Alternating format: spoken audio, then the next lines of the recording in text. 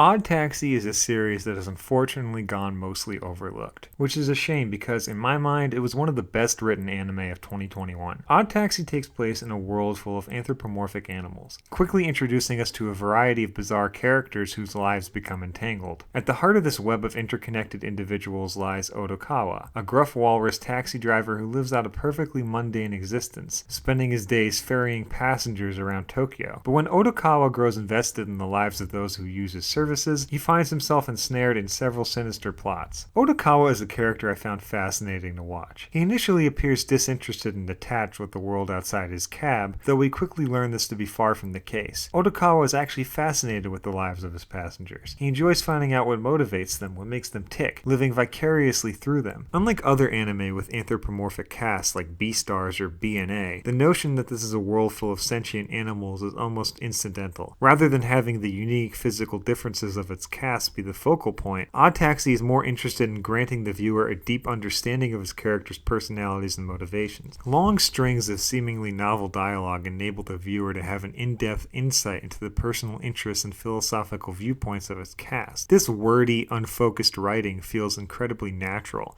enabling the series to develop a large cast of characters in only 13 episodes. Despite the show having a big cast, I felt like I had a stronger grasp of most of the characters' motivations and personalities compared to most anime. The dialogue, while many times coming across as mundane and disconnected from its plot, is often funny, quirky, strange, engaging, and endearing, just like the cast members themselves.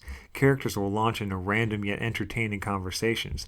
However, upon closer examination, it becomes clear that, in addition to providing entertainment value, these conversations have a purpose. They serve to inform the audience of a particular character's way of thinking and to shed some light on what it is they hope to achieve. In many ways, Odd Taxi almost feels like a Quentin Tarantino-Style noir. Though we see the perspectives of a plethora of characters, we often don't know their true motivations until the final episode. Many characters do not play to a typical moral standard, they simply are who they are, their bizarre attributes and quirks making for many fun interactions. Seeing how these characters affect Otokawa, and how the increasingly complicated scenarios he finds himself entangled in affect his personality, always kept me engaged. Through the great use of dialogue, the viewer is able to gradually glean how the relationships Otokawa has and is forming affect how he reacts to the world around him as the series progresses. The animation and art are pretty standard. However, once again, the main selling point of Odd Taxi is the show's writing. At certain points, it reminded me of the dialogue of a Wes Anderson film, irreverent and silly at times, but spoken quite seriously by the characters. The way their words are imbued with sincerity regarding such ridiculous topics, working to add a level of energy and fun to many of the conversations. In regards to negatives, I feel they mostly occur within the final episode. While I do enjoy how the series concluded for the most part, I felt that the ending didn't completely live up to the level of intensity that the show seemed to be building toward. As the series progresses, it seems to be working toward a more intense conclusion. What we got, while satisfying in some aspects, feels lukewarm and like a deflation of tension in others. For many of the cast,